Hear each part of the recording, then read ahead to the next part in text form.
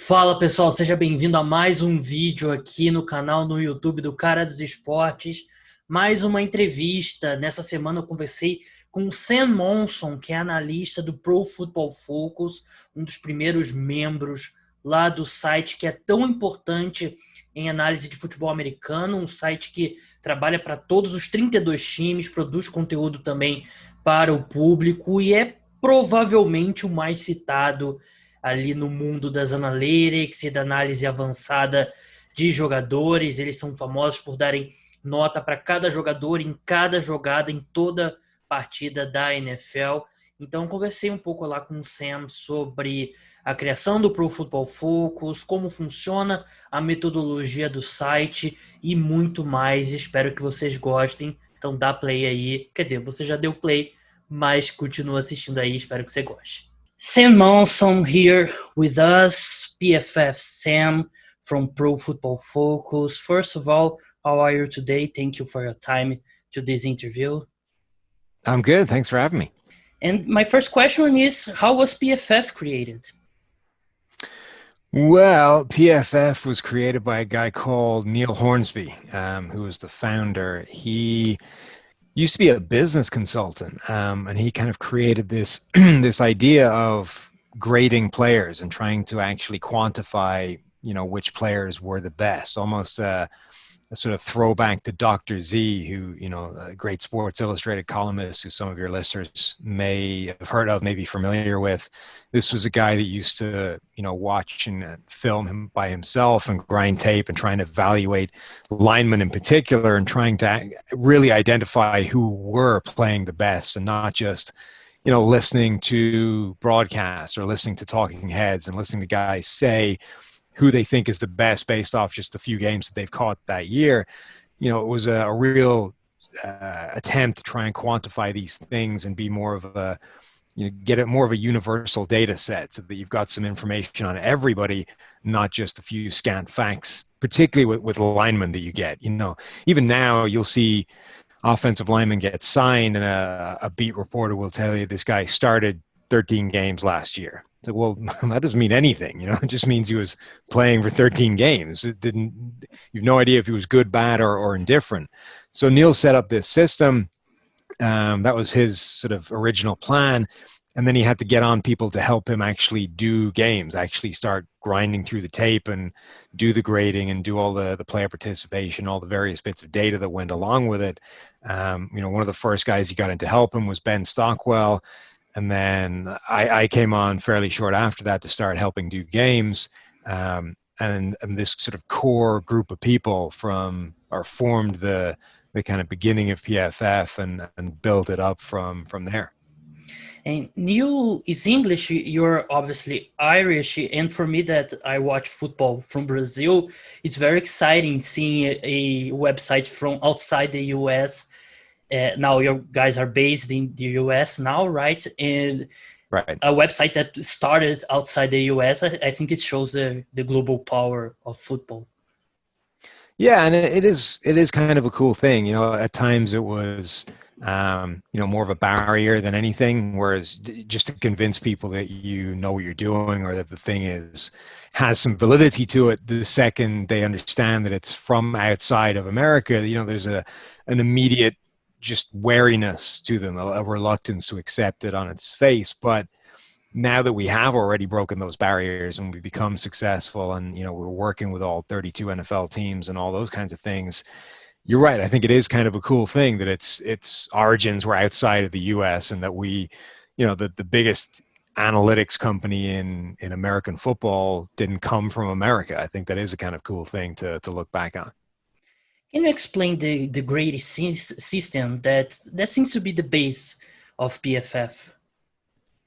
Yeah, basically every player on every play gets graded. The idea is a 0 grade starts as your sort of default starting position. And if you did an as expected job on the play, you get a 0. And if you did something better than expected or worse than expected, you will get a positive or negative grade. And that grade will go up in increments of 0.5. So it goes all the way to 2, 0.5, 1, 1.5, 2, depending on the severity of the job that you did, whether it was positive or negative. And obviously that's different for every position depending on what it is. But I think the easiest ones to think about are, blocking at the line of scrimmage, one-on-one adversarial blocks, offensive lineman versus defensive lineman. If the run is going to go inside of you, what did you do on your block? Did you move the guy slightly out of the point of attack? Did you generate a bit of space for the running back? Did you bury him into the ground 5 yards off the line of scrimmage? Did you destroy him with a pancake block on the play? Or did you lose? Did you get stood up at the line of scrimmage and force the running back to cut somewhere else? Or did you get blown by completely and you're, face first in the turf while your guy is making a tackle 5 yards in the backfield? Those are the sort of, those are obviously very different grades, very different differentiators of positive or negative plays. And I think those are the easiest ones to see how that can be a kind of spectrum between a plus 1.5, plus 2 play or a negative 1.5 and 2 and those blocks. But we have this whole system and this giant grading manual that's hundreds of pages long at this point that kind of articulates what those varying degrees are for each position on the field. Whether it's quarterbacks, whether it's receivers, whether it's cornerbacks, whether it's linemen, whether it's special teams guys, all of those positions now have a kind of articulated structure as to what those grades would look like. And does every play has the same weight in the overall grade? Like a wide receiver who has a bunch of drops, a fumble, but catches the game-winning touchdown.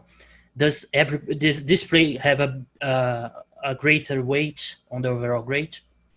So we do weight for game situation. So, a key play right at the death in a crucial game situation will get you a higher grade than the same play, in the middle of the first quarter. And then the other thing is the same play can change, obviously, depending on where the down and distance is, right? Like if you gain 7 yards on a catch, it's a different play if it's 3rd and 5 than it is if it's 1st and 10. It's the same 7-yard catch, but being able to move the chains is important. So converting for converting first downs is a big thing in PFF's grading system when it comes to quarterback play, when it comes to receiving play, when it comes to running back play. The fact being able to identify how good the play is in relation to the first down markers is an important aspect of the grading, and that changes the weighting of certain plays. As I said, I'm a big fan of PFF, but I read some of the critics says about Pro Football Focus, and I think the bigger point was people saying that grades are subjective, and without knowing the assignments on every play, you guys wouldn't be able to evaluate how well or bad each player did on a given play. What is PFF rebuttal of this? There's a few things I think to unpack. The first is most criticism comes when people don't like what we're saying. You know what I mean?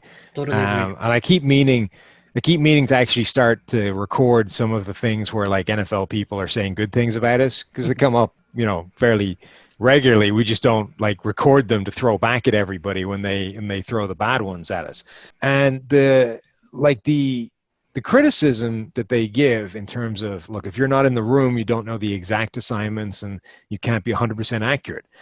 It's not wrong. It's true. If you're not in the room, you're never going to know certain complex adjustments to specific plays that send guys to do things that they wouldn't normally do. And nobody's ever going to be able to get that, including every other coach in the NFL, right? If you're looking at somebody else's tape, you're not in their room. You don't know what their adjustments are. You don't know what they're doing either. So everybody works on the basis that there is that inbuilt margin of error in the process, right? If you are not in somebody else's room, you'll never get 100% of the plays right.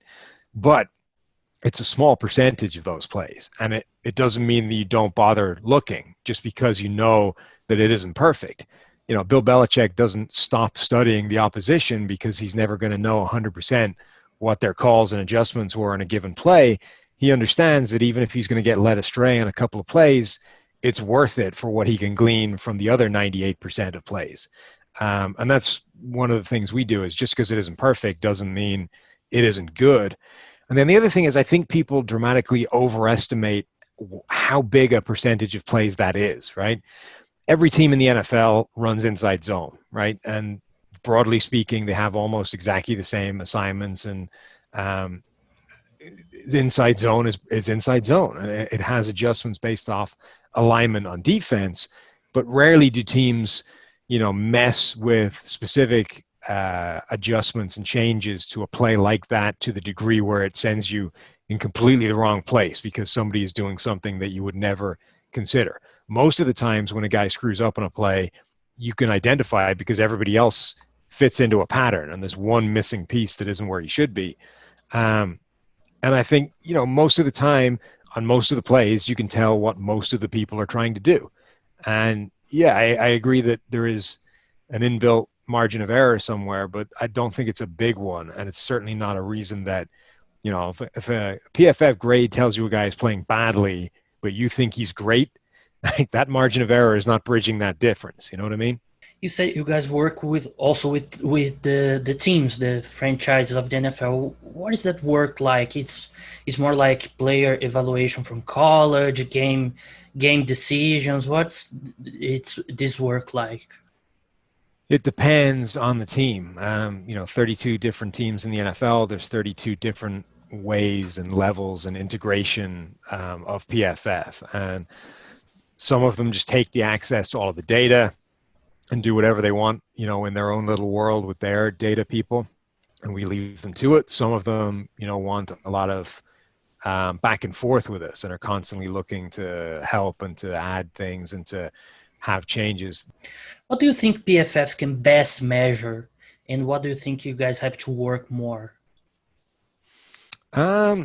It's interesting. Our offensive line grades get a lot of criticism because it's an area I think that people have been used to it being in the dark a little bit and you being able to kind of say whatever you want and nobody really calling you on it. But I actually think that's one of the strongest areas of grading we have. And that's the one where when people go through it play by play and look at it, they don't tend to disagree with much. And we've had NFL offensive line coaches go through our grades on their players, look through 600 plays and disagree with a handful of them, very, very small, minute changes. But that can fundamentally change what the story is on, a specific player. A guy that everybody thinks is a Pro Bowler because everybody says it might not be, judging by the grading. In terms of weakest area, I think the area that we struggle with the most at the moment and we're actively looking to improve upon is coverage and off the ball coverage in particular. The safeties, cornerbacks away from the target are the biggest thing that we are trying to improve on right now and develop new systems to be able to quantify the stuff that gets lost in the shuffle. Can you name a player that comes to your mind where there's the biggest gap between the perception of the audience versus how well or bad you guys evaluate him? I think Marquise Pouncey might be a good one. The Pittsburgh Steelers center. He's going to end up going to the Hall of Fame by the time his career is all said and done. And I don't know if he's ever even earned a kind of Pro Bowl spot. Certainly not been an all-pro caliber player during any season of his career, according to PFF grades. But basically from day one, he was anointed as the next great Pittsburgh Steelers center. So he, I think, will end up waltzing into the Hall of Fame. And if you use PFF grades, you would say that guy has never played at an all-pro caliber level, let alone done it for like multiple seasons. The other way around, someone that the audience doesn't really notice, but it's a staple of PFF, a player that you guys like. Yeah, I mean, there's always a lot of those guys. The one for years that we would always champion was Evan Mathis, who was a guard for the Eagles and then the Broncos, the Bengals before that. And he was a guy that just always graded well. And it was easy to understand why teams didn't necessarily love him because he just didn't lose on his blocks. He didn't necessarily rack up a ton of pancakes and just bury people, but he just did not lose in his blocks. Casey Hayward, I think, at cornerback for the Chargers is one that has always graded better than I think people give him credit for and has numbers that are right up there with Richard Sherman, Stephon Gilmore, Patrick Peterson over the years, but I don't think it's ever really been held in the same regard as those guys. Sam, thank you very much for this interview and keep up the great work at PFF.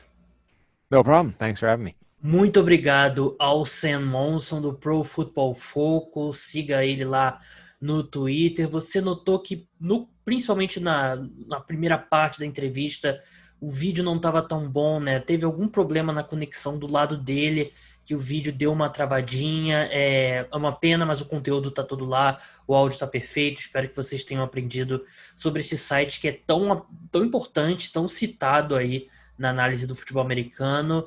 Então é isso, pessoal. Até a próxima. Tchau.